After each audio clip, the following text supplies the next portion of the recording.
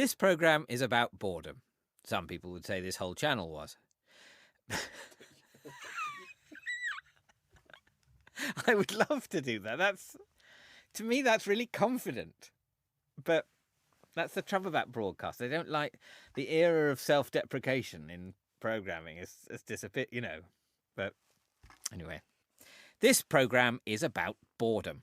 Or at least the first part of it is. If you can stay awake long enough, we'll talk about something else. In the last episode, we visited Newport Indoor Market, and there was a fleeting moment there, which we'll go back to. It was something Joanna mentioned. Joanna was the lady who ran the florist. There was a little girl there, well, I say little, she was about 15, having her phone fixed. And her mum said, it's okay, don't worry, it'll only be 40 minutes. And I said, oh, my daughter's like that. She gets up in the morning and the hand is clamped on that phone, The anxiety of a teenager being separated from her phone. Don't worry, it'll only be 40 minutes. Is that what we've been reduced to? People who can't even survive an hour without looking at that seductive little screen in the hope of something mildly diverting. Now here's Sherry Turkle, a professor at the Massachusetts Institute of Technology. I like to say the phone makes us 3 promises as though gifts from a benevolent genie, that we can always be heard, that we can put our attention wherever we want it to be, that we'll never be bored. I mean, these are very heady promises. Yes. Well, I think that a key to this, and a key to where civilization and manners and the ability to be comfortable in your own skin comes from, it comes from dealing with boredom. I remember as a child, a key thing to learn is how to entertain yourself, how to deal with moments in your life or hours in your life that aren't full of scintillating entertainment. And the phone potentially removes the need to develop that self-sufficiency. Absolutely. The capacity to embrace boredom is the signal achievement of childhood. And there's a classic study in which American college students were asked to sit alone without a device and without a book. And they were asked before this experiment, hey, we're going to have you sit for about 6 to 15 minutes. Do you think there's any chance that in that time you might want to electroshock yourself? And people said, are you kidding? What is this, some kind of Nazi experiment? And after 6 minutes of sitting alone without a phone, the subjects, college students, began to self-administer electroshocks rather than just sit alone without a device. My God, that's a terrifying story. They were It is so a terrifying study. They were so bored they started to torture themselves. Yes, it has gotten to that point. Would I electrocute myself to break the tedium of sitting alone without a phone? I hope not. I don't think so. But do I turn to my phone at the faintest inkling of impending boredom? Well, yes. Sherry's argument is that boredom is good for you. It's brain-ordering time. It's when, she says, you build up a stable sense of your autobiographical self. And of course it doesn't stop there. The phone means we don't have to be bored by other people. The slightest lull in conversation, out comes the phone. It's there on standby just in case for a nanosecond we might get bored. And that's bad manners. It's not just bad manners in the superficial who cares sense of manners of fish forks and Victorian values. It's bad manners in the bad manners sense we've been talking about, the manners that are about civilization and respect. Sherry Turkle writes about technology, and her latest book is called Reclaiming Conversation, The Power of Talk in a Digital Age. In something as simple as an apology, just to take a simple kind of conversation that happens all the time. You look at someone, you see their body language, you make eye contact. Someone sees that you're hurting because you hurt them. There's this dance of putting oneself in the place of the other and the birth and practice in empathy. So that sort of really has to develop face-to-face, that empathy, Yes, that full belief in another Absolutely. person's existence properly, I suppose. Conversation is an empathy machine. Conversation is the place where empathy and intimacy develop. So is it conversing just by text message? It's like having drones instead of fighter planes. The people don't know.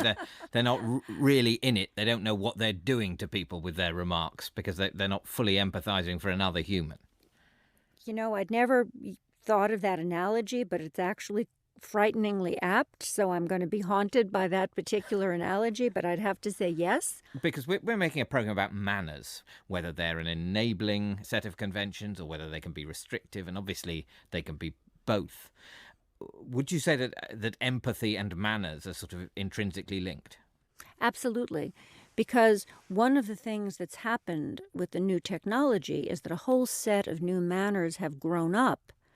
Right now, we accept as acceptable manners that if we were face to face in a conversation, I could put my hand up and just make a gesture in front of your face that would indicate I'm putting you on pause to look at my phone. And people do that 20, 30, 40 times a day.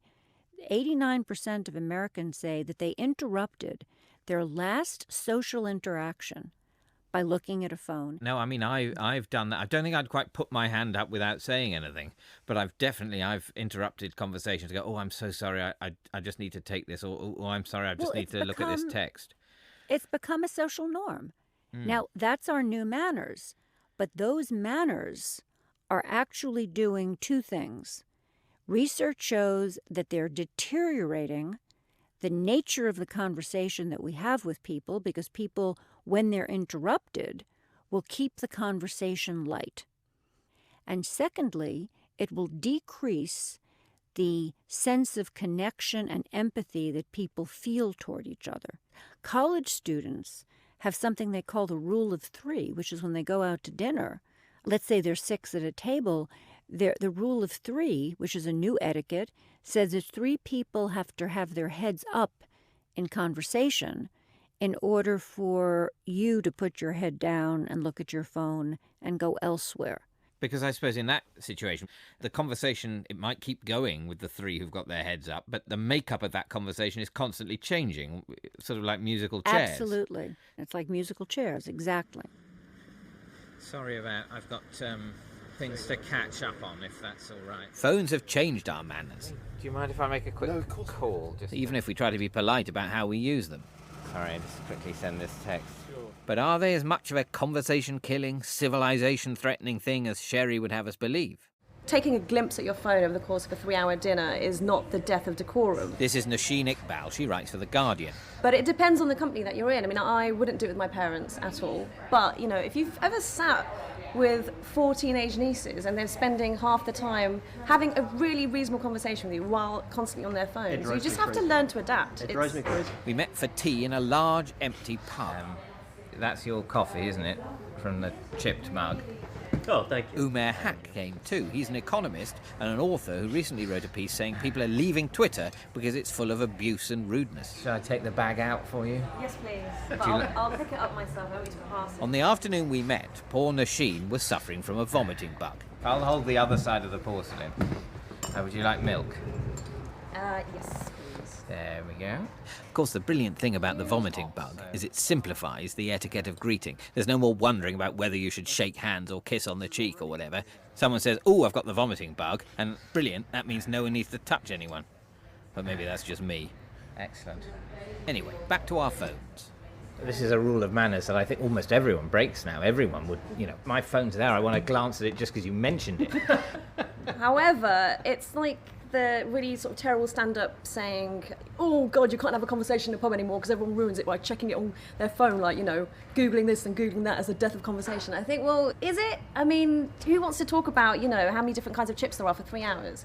I think if you recognise that it's obnoxious behaviour and you know that it's not a nice or the right thing to do, and you sort of make a point of saying, if you're with someone else and you say, can I just have a quick, I just need to have and you do that little mime, you've already neutralised the situation, and it's fine. I think get over it is what Nosheen is very politely meaning to say. So let's move on while people move furniture in the background. Because what is of even more importance to manners, I think, is not the etiquette of looking at your phone, it's the stuff that's on it. The digital world, social media, the amount of abuse, the way people get jumped on for an innocuous remark. Above all, it's the anonymity. I think that there was a large group of us who was very optimistic about the promise of the web when it was created. And now a lot of us have turned, I wouldn't say cynical, but a lot more rational about what the possible outcomes of this thing are already. And so one of the questions is, if we're spending all our time doing what you just said, piling on somebody for an innocuous comment, what we're presumably not doing is conversing with people. So the more time we spend with these things, they have an opportunity cost as well, which is that they prevent us from doing the things that should be civilizing us. The internet fury, the phenomenon of internet outrage, it is a thing that I find particularly annoying, because you sense, firstly, it's people taking an opportunity to look down on someone, the person that has said something that has crossed a line for them. And there's no point at which people go, oh, well, maybe it was taken out of context, or maybe they meant something else, or maybe even if they disagree with me on this point, they're not a totally irredeemable human in other ways. Yeah. But the thing that I think is most genuinely offensive about it is that so many of the people who indulge in that are having a good time. And I don't think they have the intellectual honesty, most of them, to realise they are, but they're enjoying themselves. It's manufactured. There's two really important points there, right? One is that some essential component of manners is kind of not having to say what you really mean, right? That's like the ultimate British thing, right? If you watch Downton Abbey, the whole show is just people not saying what they really mean, and there's 5 seasons of it. Now, the problem with the internet is that we're all saying exactly what we mean, ad infinitum, over and over and over again. And that's what's really, really rude about it, right? I mean, we don't want to be this naked id just shouting at people exactly what we mean all the time. Presumably, there has to be something to dull the edges a little bit. I don't even think that's necessarily the main problem. I think the main problem is, I don't really have an opinion on whether I'm angry about this, but no, hang on a second, everyone else is angry. So I must jump that bandwagon until it becomes a chorus of just idiots. Well, the other thing that manners in a lot of cases that are about context. And, you know, you're talking about using a mobile phone. It's not generally rude to look at it once, but you wouldn't do it with your parents there. You don't do it in certain contexts. Most people say the same about swearing. Very few people among my friends mind swearing at all, but they wouldn't swear in front of someone who didn't like it. But the internet, there's no context for remarks, things that people write and say, and that are completely taken out of a potentially light-hearted context and presented as if they were said seriously, like Moses from a mountaintop. If I begin discussing the economy on Twitter, which I very rarely do now because of the state that Twitter is in, I'm guaranteed to get simultaneously called a socialist, a libertarian, a communist, and a capitalist. Those are bad things. I've definitely had on Twitter, you would say that, you lefty, and you would say that, you Tory. Yeah. And you sort of go, well, you're just in the you would say that game. So you don't want to listen to anything I say, because whatever I say or anyone says, they would say. This goes back to Sherry's point, which is that when we decontextualize all this stuff, we're kind of robbing our own capacity to learn things, to make connections, to think for ourselves. That's a big problem. So does Sherry Turkle have an answer? She has some simple tips, mostly based around spaces where people gather and don't need phones. In the car, in the kitchen, when you're eating, particularly with children. You know, I've interviewed so many children who have never, ever taken a walk with a parent to the corner store where the parent didn't bring along a phone that they were constantly checking. Now, that's frightening, isn't it? I'm a psychologist, I'm a developmentalist. I'm telling you, parents, you don't need to put your child in a baby bouncer with a tablet in front of it so you can be on your phone checking mail. In this program, we're trying to look at the importance of manners and where it's helpful. But I think this is almost the greatest challenge for the development of our conventions of manners, is they have to find a way to contain this terrifying, beguiling, useful, but potentially destructive device that we've all got in our pockets. But I think they can. I mean, I really am, I'm fascinated by manners because I think manners are the best hope for this in some ways. I study funerals and people text at funerals. And when you say, why do you text at funerals? People say there are boring bits. I text during the boring bits. Now, funerals do have boring bits. Yeah. But we used to have an etiquette where it's respect, isn't it? Enduring the boredom is part of the respect you're showing. Yes, but also more than respect, it's saying you're here because you're part of a community. And by pulling out a phone and texting, you're saying, I'm actually absenting myself. You're saying, yes, I'm moving on. I'm moving on to a world Sorry to outside. interrupt you guys. Sorry to interrupt. We had a hard out at the top of the hour. We have another program. Oh, I'm sorry. I think we've run out of time, Sherry. Okay, well, this is actually a great pleasure. Well, I've really enjoyed talking to you, and sorry we've had I should explain. Sherry was in a studio in California. I was in a studio in London. The interruption came from the California end because our conversation had overrun its allotted slot and someone was waiting to get into the studio. Let's listen again. You're saying, yes, I'm moving on. I'm moving on to a world Sorry outside. to interrupt you guys. Sorry to interrupt. We had a hard out at the top of the hour. We have another program. He breaks in, says sorry, gives us a few seconds to say goodbye, then cuts the line. Polite and assertive. Very well handled. Could I be that assertive? Happily, I was being taken to an assertiveness class to find out. I'm very cynical about this sort of thing because my preconception is that in terms of presenting yourself to people, I think it's so much about instinct and personality that there's nothing you can teach. People are as they are. So I didn't think it was going to be much use. Hello. Sorry. Hi. Oh, I'm sorry. I've got something. Yes. Hi. Sorry. Carry on. No. You got to. No, I was going to say something to you. Oh, okay. And clearly, neither I nor the producer are in any need of assertiveness training. Would you like tea in a mug or a paper cup? I think a mug for mug. preference, Let's do but that. a paper cup's fine as well. Anyway, we're in a place called the Impact Factory, a cavernous business centre, no doubt full of assertive people. First problem, names. The trainer was called Jo Ellen Grazib. Was she a Jo Ellen or a Joe, or didn't she mind either way?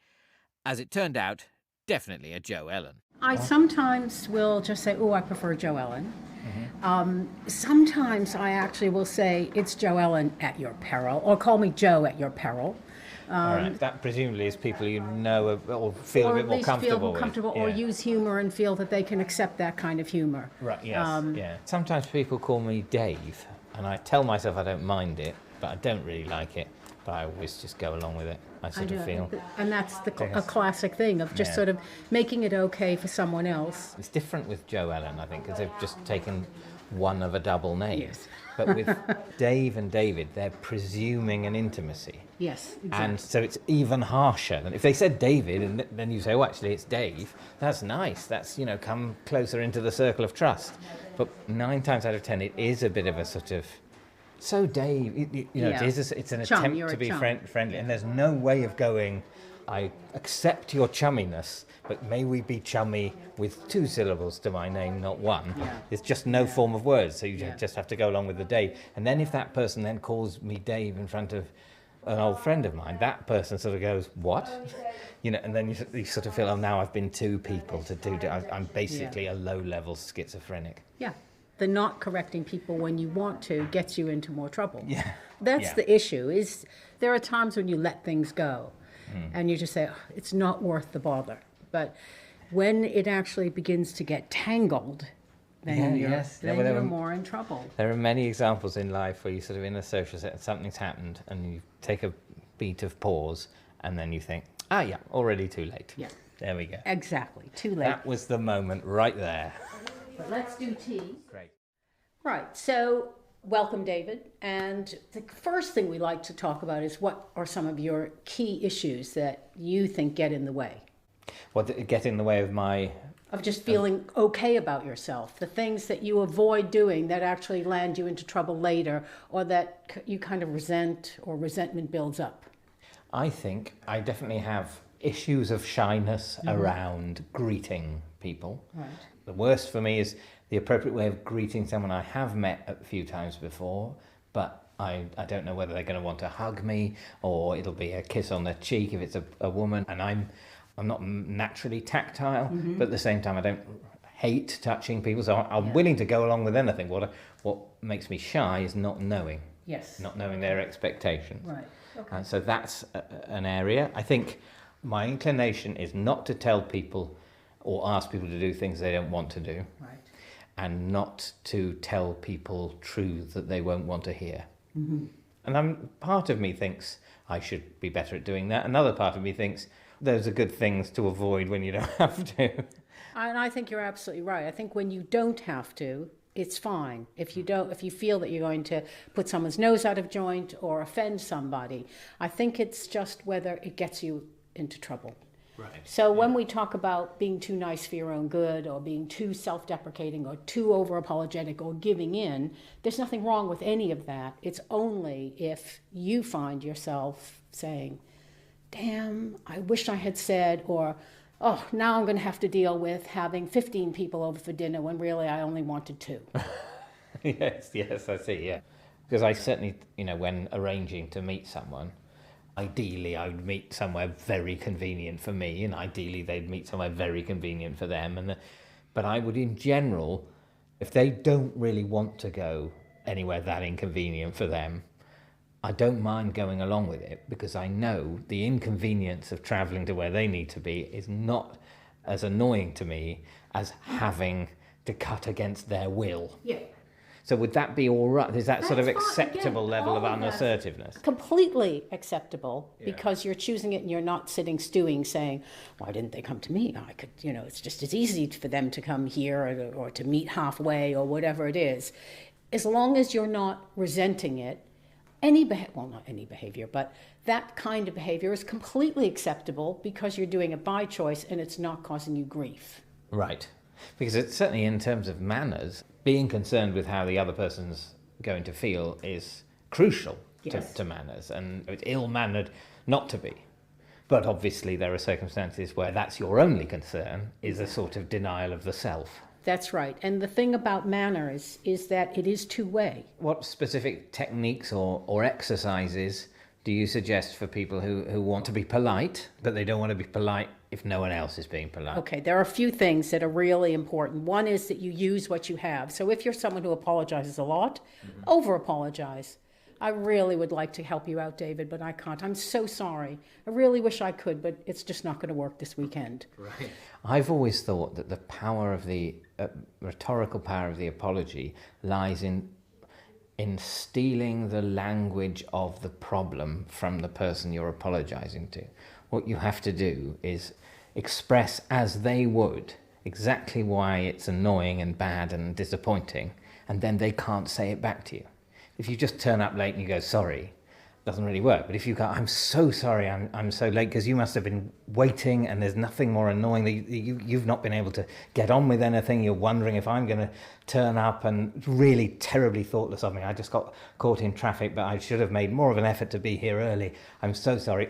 Then there's nothing left in the tank for them. Exactly. There's nothing left. There's what you've also done, we call preempting. That's exactly what you've done. That's our shortened version. Right. You've preempted all the stuff that they're going to say or could say, and it's great. It's a perfect technique. I don't have to teach him techniques. He's got them all. But it only works so far, because you couldn't sort of go, I'm so sorry, I've killed your husband, and obviously you live with your husband and you love your husband, and now he's dead because I've killed him and he's not going to be here at all anymore, and that must be terribly distressing for you. It's just it's not going to work. No, that one won't work. Yeah. Jo Ellen's class was not what I was expecting. She's actually a staunch defender of manners. Manners used well as part of being assertive and holding your own, showing respect for other people, but also self-respect.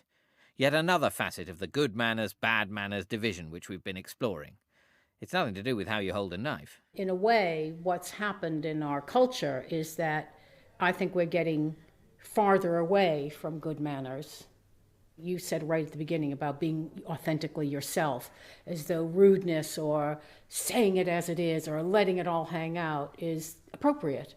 And I think a lot of times it is, but a lot of times it really does make a huge difference in the way people communicate, to be able to be polite, considerate, conciliatory, accommodating. Yes, and that's not a denial of the self. That's right. That's just, are manners a system of inflexible laws, or are they a language? And if they're a language, then they're a means of communication.